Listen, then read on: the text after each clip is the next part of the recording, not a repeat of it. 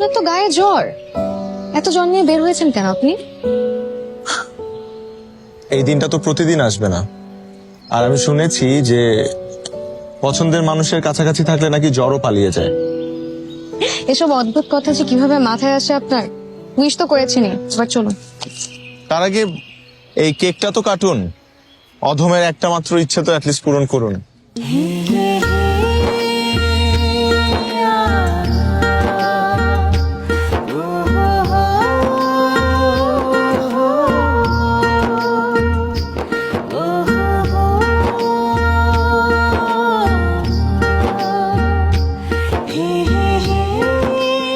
চলেন, আপনাকে বাসায় দিয়ে আসি।